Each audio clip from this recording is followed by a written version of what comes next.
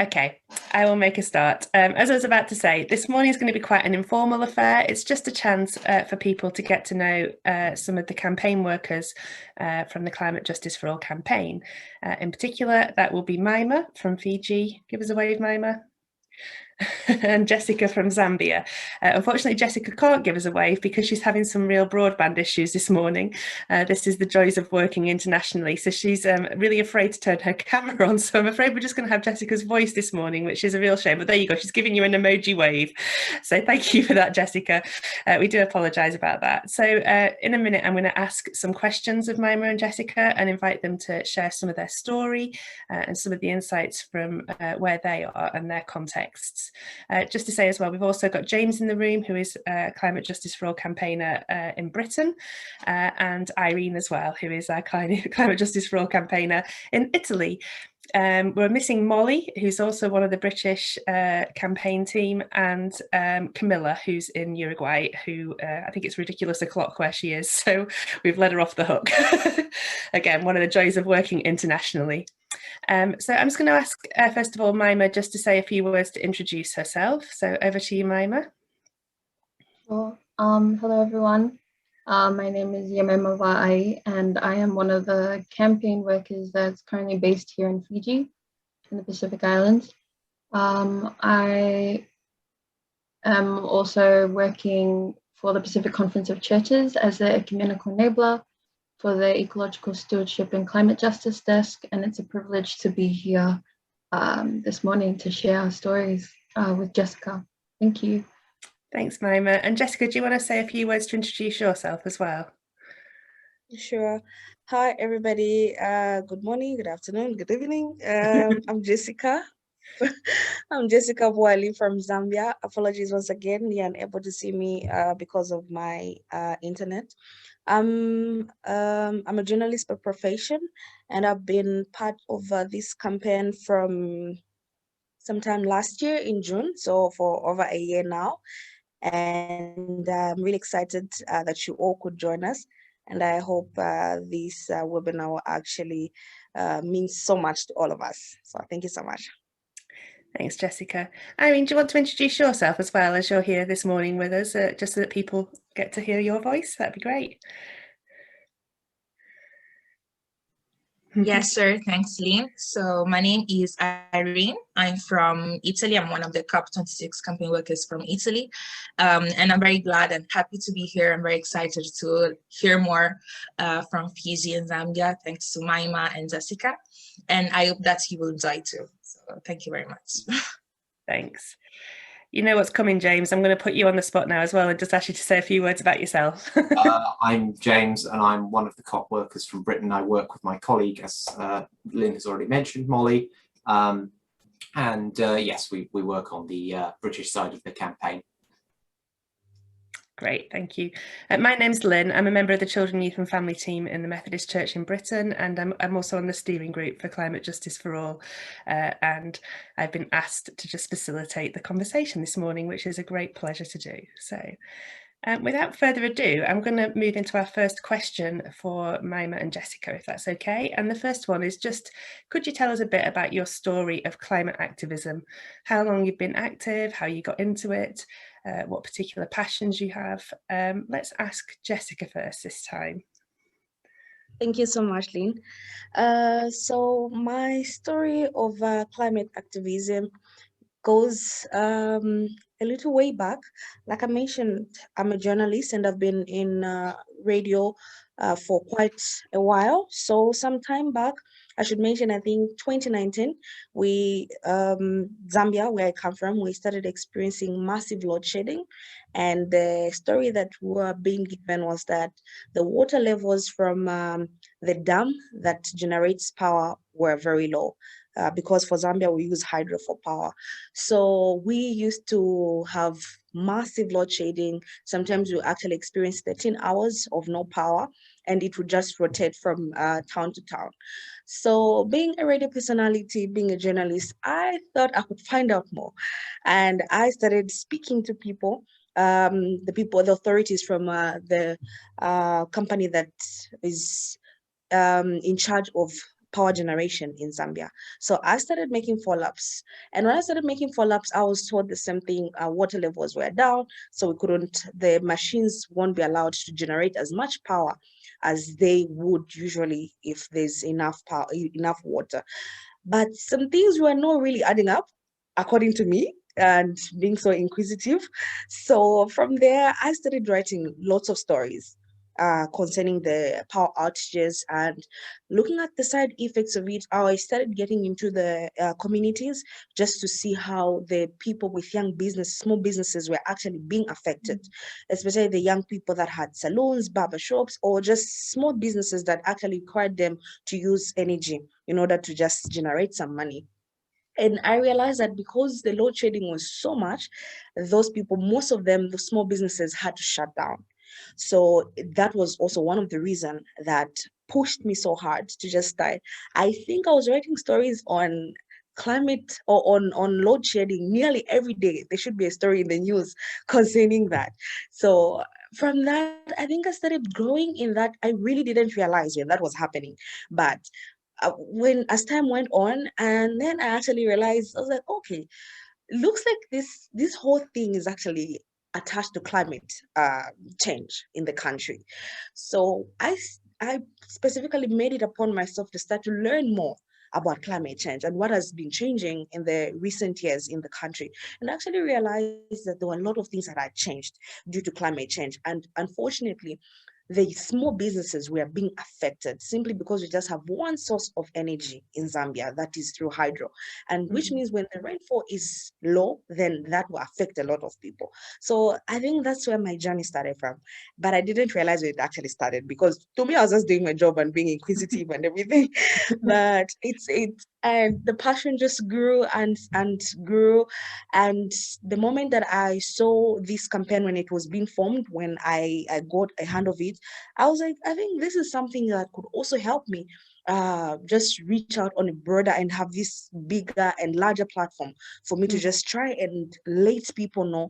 Because what I discovered, like in my country, when all that was happening, the load shedding part, when I was asking people, a lot of people are just thinking, oh, it's just sabotage, or there's just a lot of things that the government are doing, they just don't want to do us to do. But I realized at the end of the day, that's what I was thinking as well.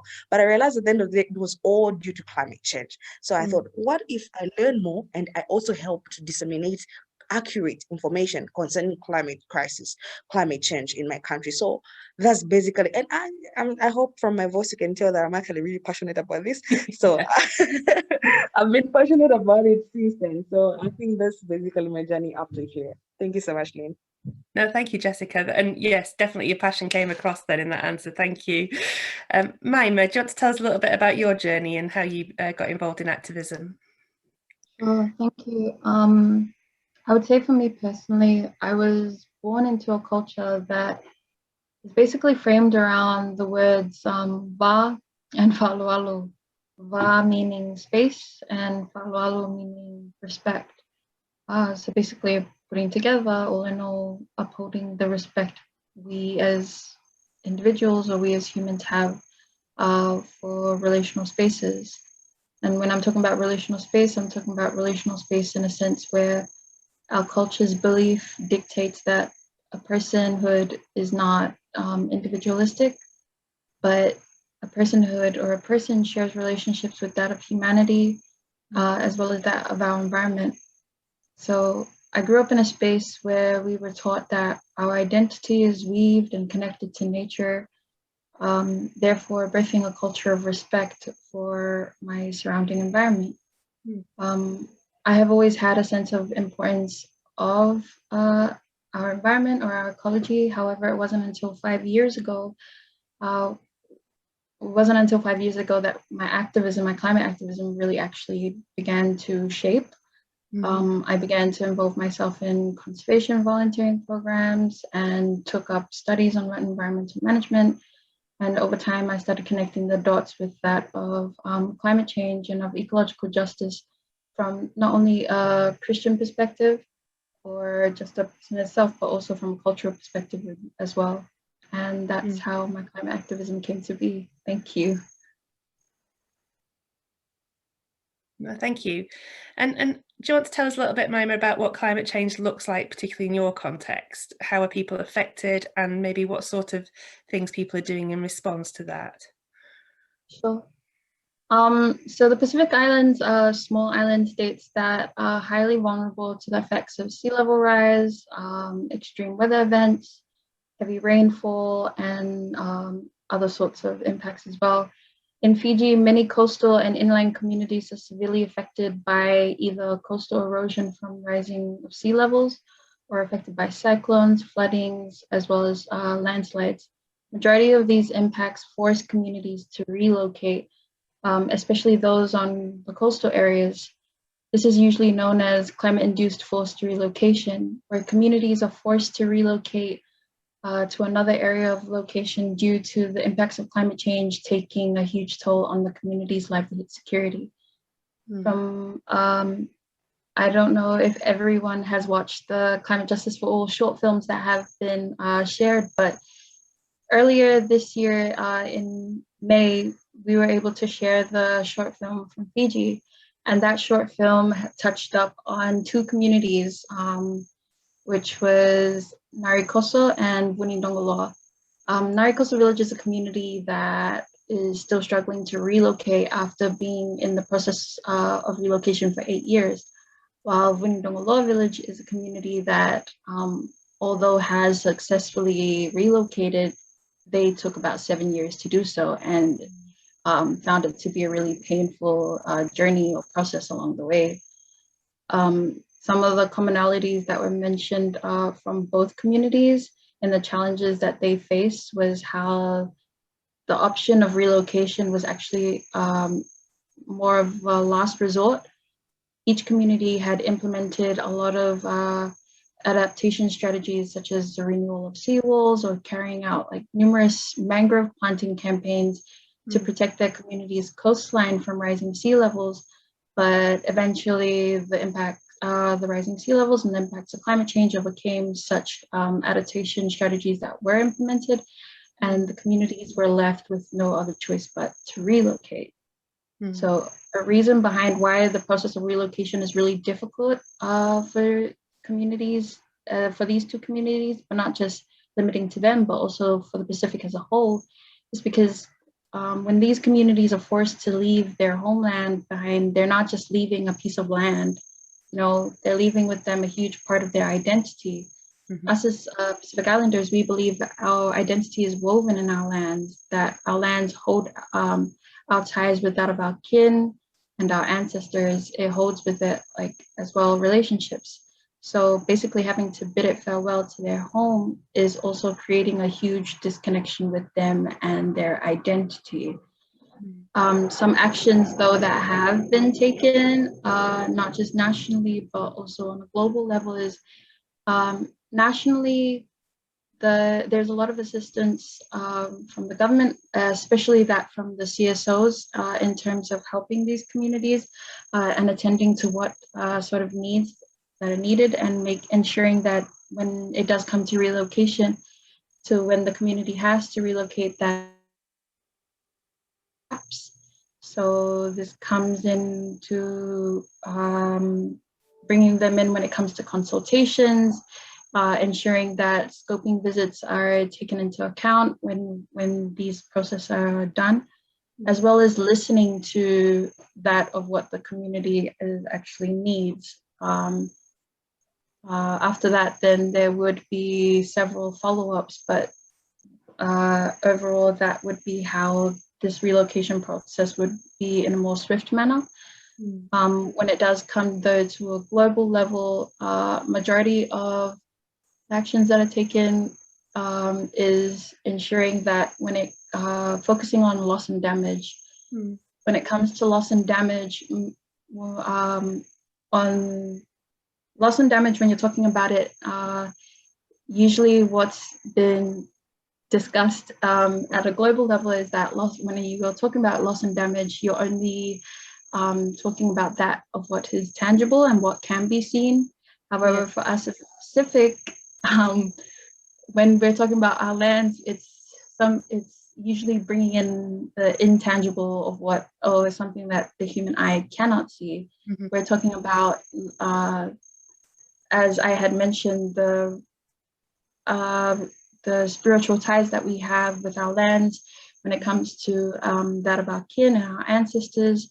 We're also leaving behind our traditional burial grounds, our traditional fishing and agricultural grounds as well. So basically those all come under intangible assets. So when it comes to trying to discuss the loss and damage, for us as Pacific Islanders, it's really important to take into account that of what is intangible and what the human eye cannot visualize, not just limiting to what the human eye can visualize, if that makes sense.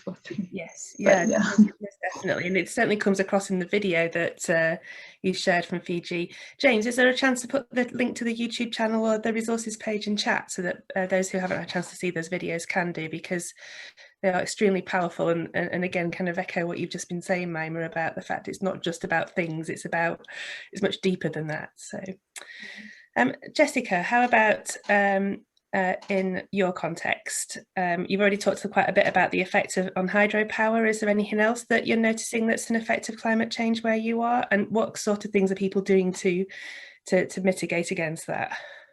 Sure, thank you, Lynn. Some of the effects of climate change in my country, we also mentioned, I think, for those that have already watched the short film from Zambia, I think, put out the major things that Zambia has been going through, and also if some of you have not seen it yet, could actually have the chance to just take a look. So in Zambia, we have been experiencing some extreme weather patterns, change in weather. That means experiencing of floods, drought, and when it comes to mitigation, I think maybe more what I can actually put across is the adaptation part, because when you look at flooding, or the change of weather pattern, we've had situations where maybe some years back we all knew when rain season would start. So we have a lot of farmers in Zambia. We all knew when rain season would start, when people actually prepare their fields and so on. But now it's been different. You realize that maybe the times, like some years back, the months that people will start preparing their fields, it would be very dry. So it'd be maybe even 2 months later, after maybe some years back, when people would actually start planting their fields. That's when they're actually starting right now. So it means people have just gotten to a point whereby let us just adapt to the change of weather. Because if then rain season was starting in October and now it's starting in December, it will mean that even the type of plants that they are planting, they actually now have to get to a point whereby they have to see what type of plants they can plant at a particular period of time. And when it comes to droughts, like in the southern part of Zambia, we have a lot of livestock farmers. So it's been a situation where they are experiencing a lot of animal-human conflict when it comes to water. So when I went there, and the time that I was filming the short film, luckily it was at the time that place was super hot. It was so dry, like very dry. And I found some of the river, there's a river that I visited, and I was told to the people that actually helped me from that village, they're actually telling me this river has actually swallowed up a lot of people, but it was dry, like there was literally nothing. And they're telling me you can't really understand in that this time around it will be very dry, then the next minute when it rains, it floods. So it's like this really just a change in weather pattern. You can't really even cope. So there's been droughts and floods, like pretty much as some of the major effects of climate change in Zambia. And for the adaptation part, people are just learning to just deal with the change of they're trying to be up to date with what's happening, because a lot of them, they get to have their crops destroyed. For those that, in mind, you've always, that you can plant your maize by December and, the rains will come through, and you find that maybe the whole December you've just had literally just showers. And by the time it's January, your crops are destroyed. So they've learned to actually just to adapt. And it hasn't been an easy situation, because how are you going to know when the rains will come and when the rains will go? So it's been such a hassle, pretty much, especially for the farmers, because when it comes to produce, it's so hard on them. Some of them are being lucky that they get to, it's like you're catching the rains by chance now. And unfortunately, sometimes you're like, okay, let me delay a little bit. Then you find that the rains will actually go even longer than expected. Again, the crops get to be destroyed. So it's really been, it's been hard. I should say it's really been hard, especially on the farmers, and the fact that the farmers are the ones that contribute to the basket, the security basket, and also when it comes to the national basket food, and also the security of the country when it comes to food. It's really been a bit of a hassle. This time around you have a bumper harvest, and the other time it'll be a whole different story. So for Zambia, I think that's those are the visible things that you can actually see on the ground when it comes to climate change. Yeah, I imagine living that sort of anxiety and uncertainty as well. The mental health toll must be huge too, like constantly living with not knowing what the weather's going to throw at you next, and where your next kind of crop's going to come from must be really hard. Jessica, what do you think those communities would say to people who are still denying climate change? what do you think their key message would be? I'm sure they would actually take them to their fields and just show them the type of crops that they're actually growing. In the video, when I went to there's a province called Luapula province in Zambia. There are two fields right next to each other. One that had the great yield, and the other one, it was really destroyed. And this woman was actually explaining to say, normally would expect to get these huge crops like the maize crops, and then due to the fact that people planted at different times, the other field literally had nothing. Like it was two fields next to each other. One has good yield, the other one is all destroyed. So I'm sure for the farmer that has their crops destroyed, they'll definitely show somebody to say, I know when it comes to climate change, I know there's a lot of talks that is attached with it. Some like, okay, maybe they're just trying to tell us things that are not existing, or they're trying to make us understand things that are not there, or they just want us to think in certain lines. But the truth of the matter is, I'm certain communities that have been affected, they would point somebody to the places that they find comfort in, to the places that they get their livelihood, the places that they get where they end their income, to the places that feed them, and show them that they literally have nothing. And they would actually expect they would have something if it was just a normal thing. But due to the changing climate, I believe communities that are affected would actually point somebody to those places, just make them understand that this thing is happening. Thanks, Jessica. Maima, what about you? The communities in Fiji, what do you think they would say to those who are denying climate change? I guess for Fiji, it's really obvious that these communities are living the reality of these impacts. In the last decade, they have lost so many meters of land due to rising sea levels. And as it continues to creep to their doorsteps, as much as they are trying to find solutions to adapt to these issues, they will be forced to migrate to ensure the safety of their community. Their stories are not just to inspire ambitious action, but it's a wake-up call for all of us, because it won't only affect the small island nations, but in the near future, it will also affect those of the high-emitting countries that continue to, extract resources and produce emissions for their own profit-driven agendas.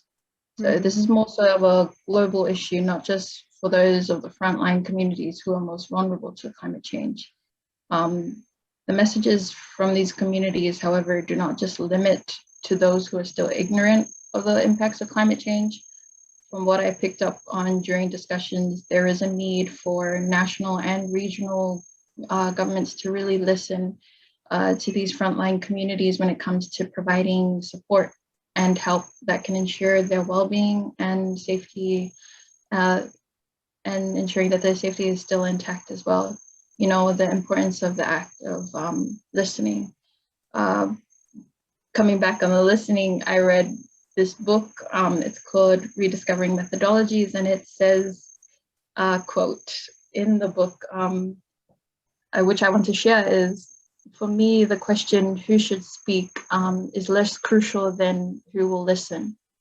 I will speak for myself as a third world person is an important position for political mobilization today. But the real demand is that when I speak from that position, I should be listened to seriously, not with that kind of benevolent imperialism.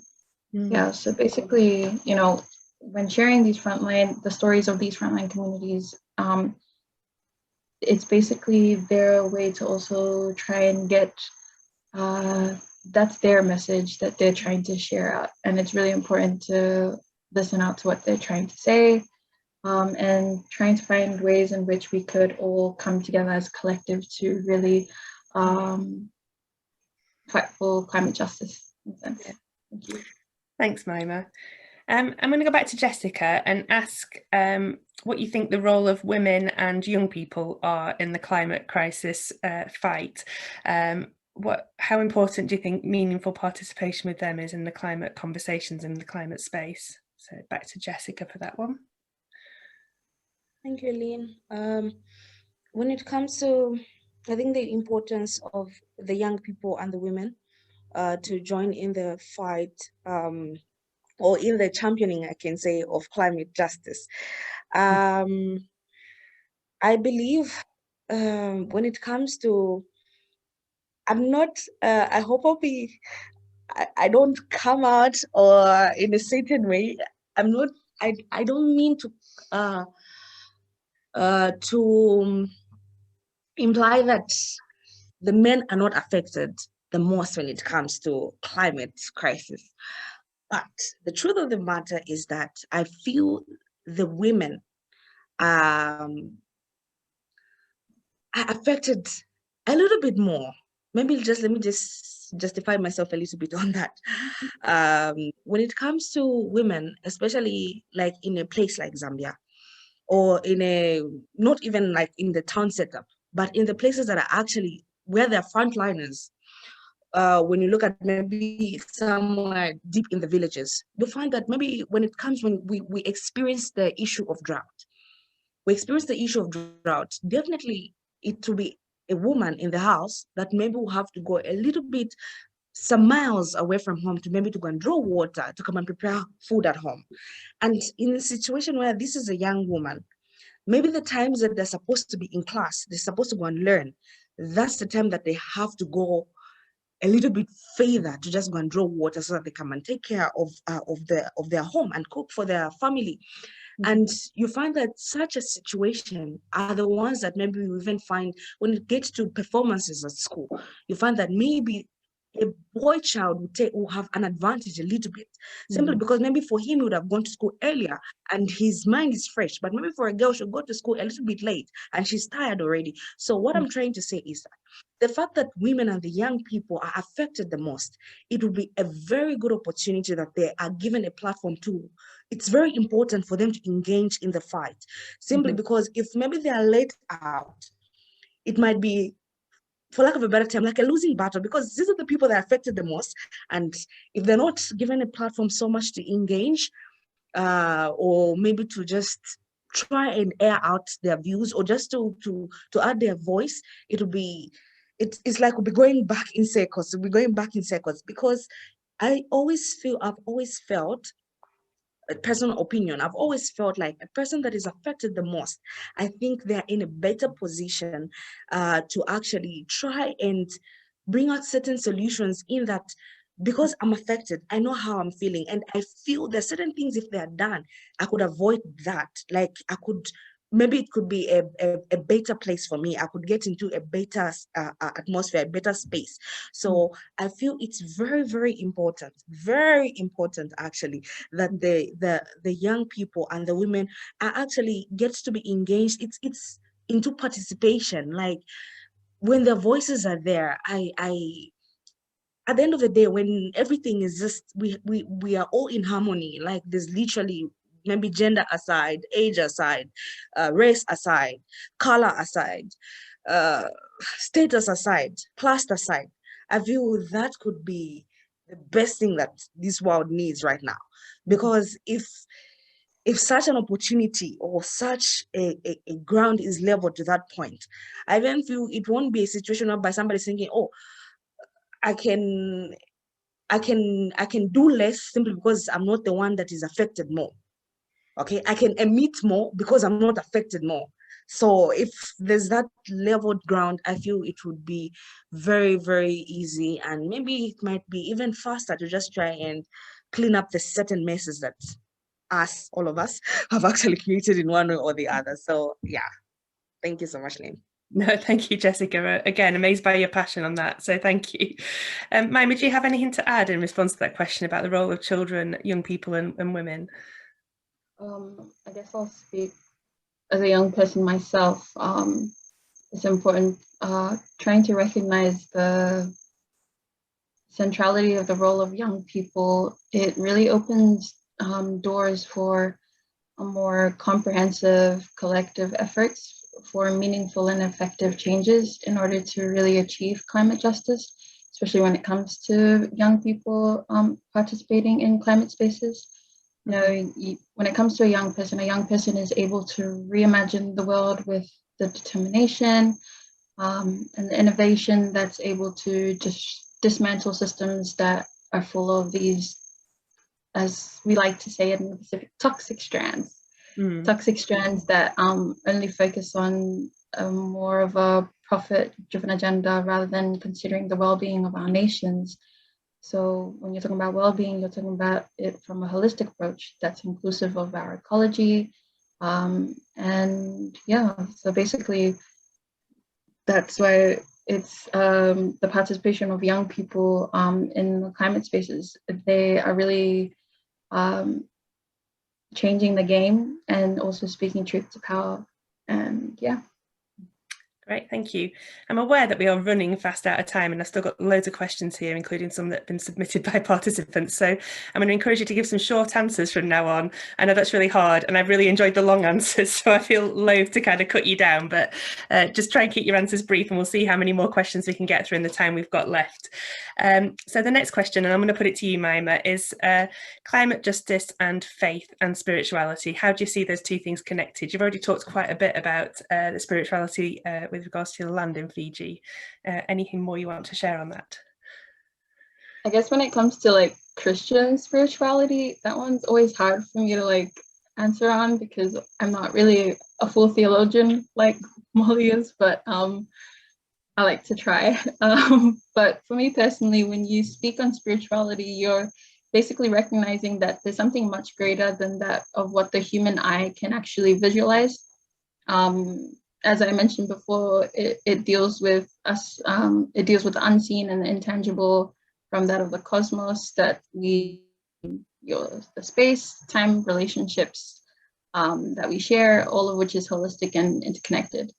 For us Pacific communities, we're really fortunate to derive from such cultures that practice spirituality from an indigenous perspective, but also adopt in a Christian perspective as well. Weaving both together to really ground our Pacific identity upon, basically.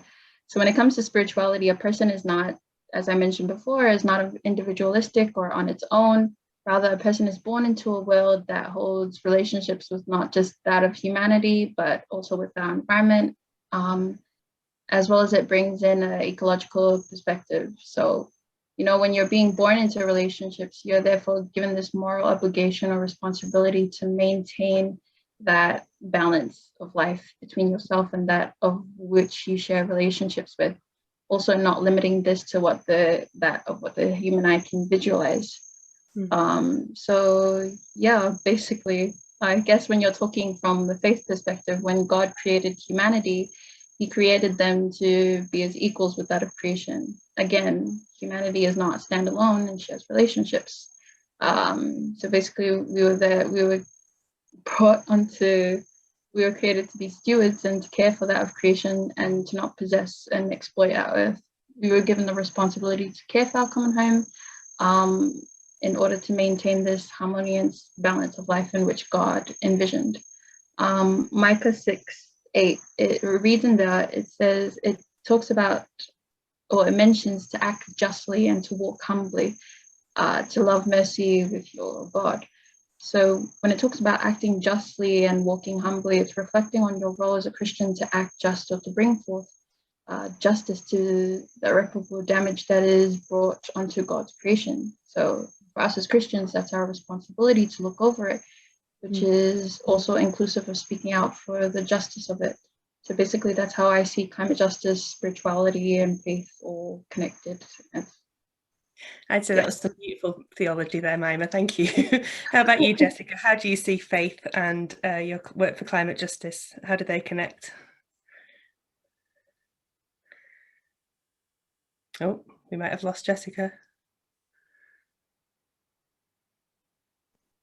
I really share the sense in Maima on this, on this topic. Hi, Lynn. Hello, it's all right. We can hear you now, Jessica. Okay, yeah. I actually share the same sentiments as Maima. All right, just let me know if I'm lost. Yeah.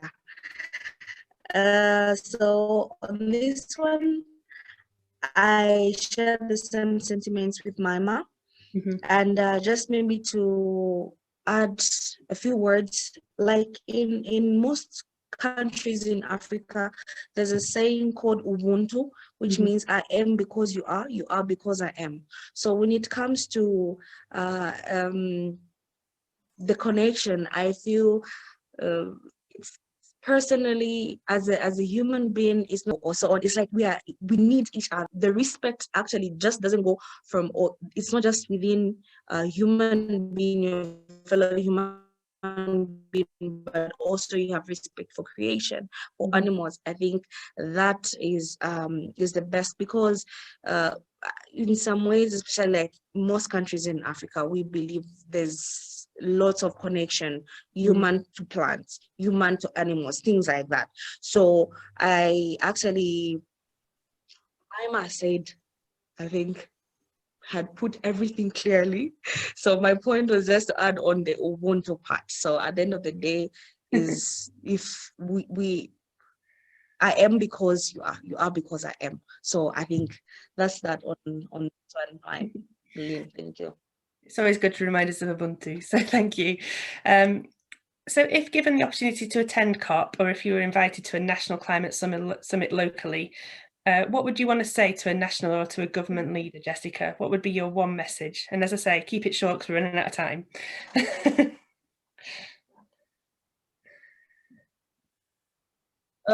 For me, I think it's just giving opportunity to a lot of people to really have the accurate information.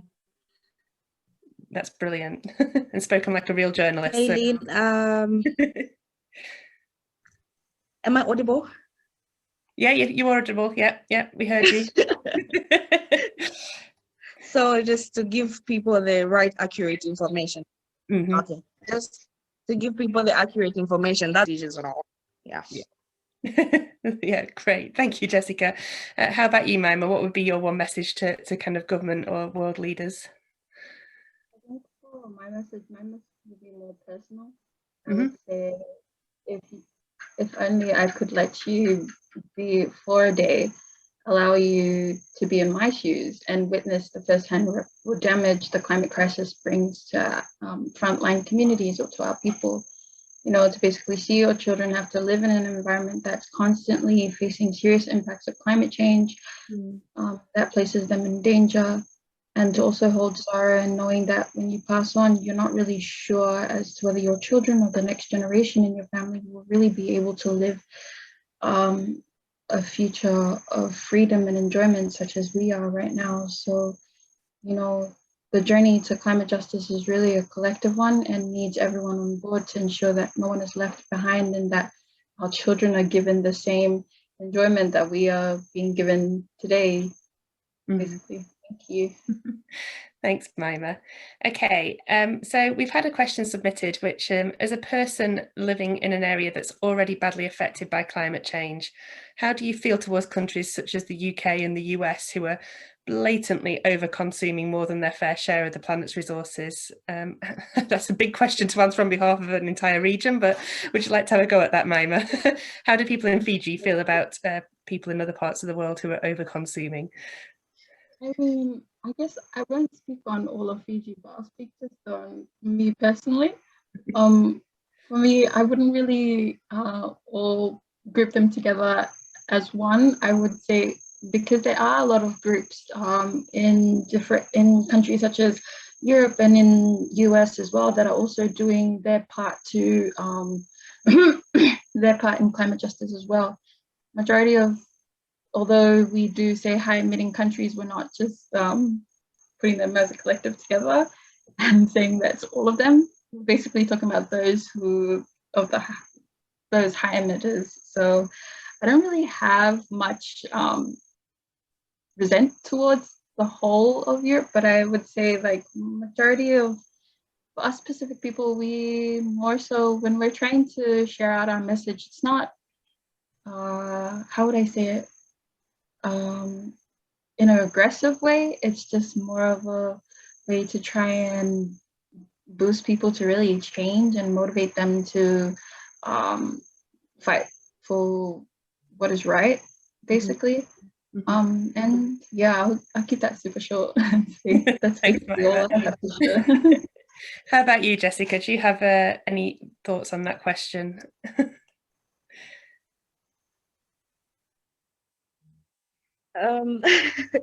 Quite a huge question, but just like Maima, I would speak for myself. I don't think yes, I'll speak for myself. So maybe just to maybe just encourage that they could, if individually certain steps could be taken, just to try and avoid high emission here and there. I feel that could be better. Like, I think I'm pretty laid back on that. So yeah. Great. I believe we did say this session would be 45 minutes long, and I'm very aware that we've kind of hit that time limit. I'm just wanting to kind of gauge from the rest of the room whether you want to kind of wrap things up there and find ways to answer the other questions outside of the session, or whether you want to carry on, or I'm more than happy with either option. But I'm just seeking some guidance as to what you want to do. Some big questions still on my list. I tell you what, I'll carry on. I'll ask another question. If people need to leave, then please do, but be aware that we're recording it, so you can always catch up later if there's a question that you really want to hear an answer to. Is that okay with you, Maima and Jessica? Yeah, Maima's put a thumbs up. Yeah, sure. Yeah, brilliant. Okay, so the next question is a massive one. How do legacies of violence against creation threaten the future livelihoods of children, especially in climate vulnerable and small state economy countries? So I guess especially in your context, how are those things affecting the future of children? I think you've already touched a little bit on some of that, but is there anything you want to say specifically in answer to that question? How about you, Maima? Do you want to have a go at answering that first?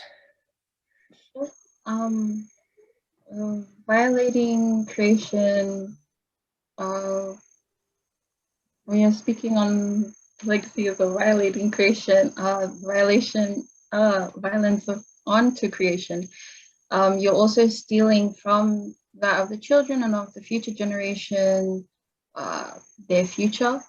As I mentioned before, also stealing from them for them to be able to enjoy that of which creation that we are able to enjoy now. Also, when it comes for us as specific communities, you're also stealing from them because they're not insured of a future. This also means that there might not be land, possibly land for them to live on with their children or their families when it does come to their time. So when you're taking away that land, you're also taking away their identity. their rights to their culture and so forth. So basically, there's a lot of stuff you're stealing from that of the children when it comes to violence towards creation. Mm-hmm. Thanks, Maima. And Jessica, how about you? I know you've already talked about education, particularly of girls, but any other thoughts? Lynn, if I said what I wanted to say, I'll basically just repeat what Maima is from saying.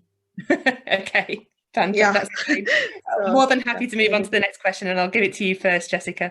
So the next question is, how can churches raise awareness through child-friendly language so that children are able to participate and voice their thoughts through ministries like Sunday school, or perhaps like in their kind of curriculum in church-owned schools? How do we encourage children to think about and to speak about and to be heard? Any thoughts on that, Jessica, from your particular context? Sure. I feel maybe to start with, maybe it's our responsibility as the parents to just inculcate that information in the children, to just make them understand what's going on in the world. Because once a child realizes and they know exactly what could harm the earth and what could actually protect the earth, I think it starts from there. And from there, when actually they have the right information, because even when they grow up, it will be an easy generation, because I feel it all starts from down there. So even as we are inculcating that information in them as they are young, it's like we're giving them a platform, because they have the information. They can actually also talk to us. They can actually let us know what they feel or how they feel they could actually, certain things could be done. And because they have the right information, I think that's the first step. So I also feel like maybe at church, at Sunday school, why not, especially in communities that maybe don't really talk about climate issues of climate change, why not maybe have one Sunday school, one Sunday in a month, maybe just to give the young people, the children at the Sunday school, to just talk to us, talk to the people in the church through whatever, I don't know if it's poems or just doing some sketches and whatnot, just to share with us the information that they have. I think that it starts from us when we actually give them information, and that could obviously be done at church, at Sunday school, maybe through just some drawing illustrations for Sunday school children, just some illustrations of drawings, just simple things that could actually catch their eyes and also just give them that information. It's like having fun while they're actually learning. So if such an environment is actually given to the young people, to the children, I think we could actually raise an amazing generation that would know what would actually damage the earth, what would actually threaten the earth, and what would actually do really good to the earth. So I think on that one, that's my thought. Thanks, Jessica. Do you have anything you want to add, Maima? I guess for me, I'll speak from like when, I can remember from when I was in Sunday school, or us back in Samoa, we really, when it comes to Sunday school, we like to put a lot of the biblical teachings into songs or into dance or into play. And that's, from me personally, that's how I was able to pick up really fast. When you're talking about child-friendly language, you can basically bring in the teachings of the caring of creation in nursery rhymes, whether this would be in like your own vernacular or that of English, and also bringing in the arts. Using arts as an advocacy tool, as we like to use in Pacific, and basically, using songs, dance, poetry, so forth. I feel like that would really get the child to connect and really educate themselves personally when it comes to caring for God's creation. Thank you. Thanks. I'm going to shamelessly abuse my position of host of this webinar as well now, and just say that in Britain, our youth president has just launched her God's World, Our Home resources, which are for children and young people to explore issues of climate justice. There are 6 sessions specifically designed for youth groups to work through. So, and it's a British Methodist resource, but I'm sure it would be easily adaptable, or some bits of it would be usable around the world as well and in different contexts. So stepping on from that, what practical steps need to be taken by churches, do you think, when it comes to advocating for climate justice? What do you think churches need to be doing? I'm going to ask you first, Maima, if that's okay. Sorry, Lynn, could you repeat the question again? Yeah, what do churches need to be doing, and what can they be doing to advocate for climate justice? As a whole, or just for the children? As a whole. Yeah, I think more Okay. people are facing this question. What do churches need to be doing? How can we speak truth to power? How can we kind of make a change and make a difference? What should we be doing and what can we be doing? I guess when it comes to, I think of that, bringing in more services that speak on ecological justice, also ensuring that workshops or trainings are done for pastors, not just those pastors who are living in the urban areas, but really touching on from a ground up approach. So trying to work with communities and the pastors there, and then that's how you could really weave in that of when you were talking about ecological climate justice, not just that, but also getting or motivating churches to come up with their own community projects when it comes to conservation and so forth.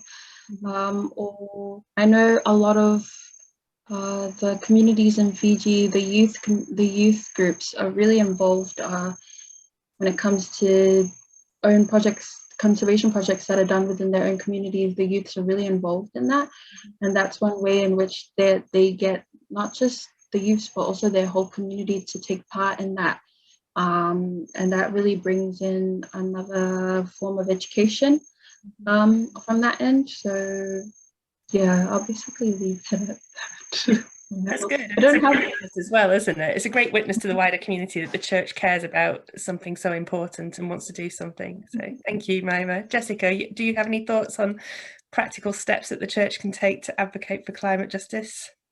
In addition to what Maima has said, I think they could also stand as a link. I don't know how I can put it. Stand as a link between the people and the government, just to help speak for the people, and as in them reaching out to the government on maybe certain issues that could be implemented, certain things that could be done, what the government could help. So that the people could actually have that platform. Because I believe when it comes to the church, especially in Zambia, the government does listen to the church. Like Zambia being a Christian nation, the church is respected so much. So I think they could actually take advantage of the respect that they have, and just help in making sure that certain things are done. Yeah, fantastic. Thank you. I'm going to ask one more question and then we'll wrap up, I think, because I think the other questions I've got on my sheet have been answered in previous responses, so that's good. What do you think is at the heart of the climate crisis? That's a really big one. And I think just to kind of end on a positive note as well, what one thing gives you hope? Why do you get out of bed in the morning and do the job that you do? What gives you hope to carry on? Jessica, do you want to have a go at answering that one first? Because I feel like I put Maima on the spot last time. So. Okay.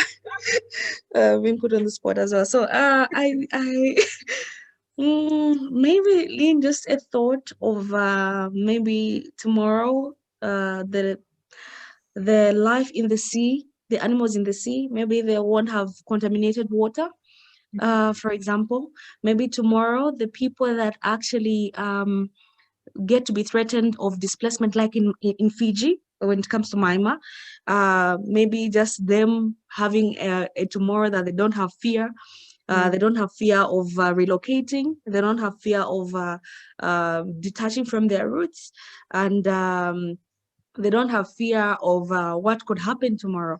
And also maybe when it comes maybe to my country, maybe people don't have fear of losing their small businesses, like for the small business owners, because they'll have power generation throughout, and they can run their small businesses and provide for their families and themselves.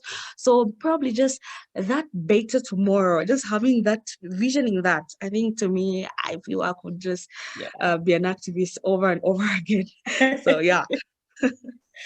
Fantastic. Those are some great things to hope. How about you, May? What do you think it might be at the heart of the climate justice or climate change, and what's your hope? What keeps you going? I'll keep mine short, but usually there's a saying that where there is bad, there is good, and where there is fear, there is also hope. So although there is a lot of fear that since we are in the race of time, if this crisis continues to exacerbate, that there will be a lot of small island communities that will have to be forced to relocate or be displaced. However, there is also hope when you're talking, reflecting back on the heart of the climate crisis. Something that's really mesmerizing or amazing to see is that there are a lot of movements that are happening around the world when it comes to climate action. And in the past decade, it's really been on the rise, and a lot of the frontline communities and their voices have been starting to get heard, which is really like, I see that as a really big hope as well as all of these movements that are happening. But just to limit it down, or just to wrap it up, everyone's participation is really vital for putting the world on a path towards achieving long-term goals for climate justice. And hopefully this COP26 has the potential to do that. So, yeah.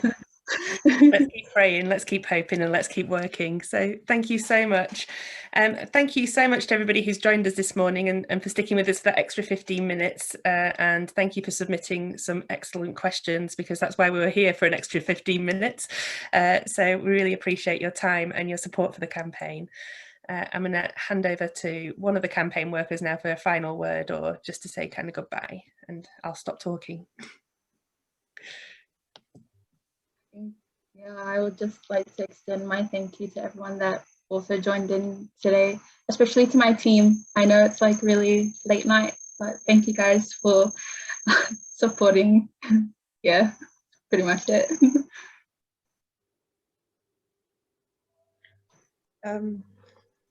Thanks, Maima. Thank you to everybody that came through. Really appreciate. Lynn, thank you so much for being an amazing host. Really appreciate. And for the technical, thank you, James. Irene from our group, thank you so much for the support. And just to everyone that came through, we understand it's everyone from each and every part of the world, but we really, really appreciate. And we hope that you could actually go to our website and check us out, check us some of the works that we've been doing, and also our social media platforms. And we really, really appreciate your time. And I think all of us have actually gone through, even despite going above the time, but everyone has actually still been in the meeting. So really, really appreciate. Thank you so much. We are grateful and honored. Thank you.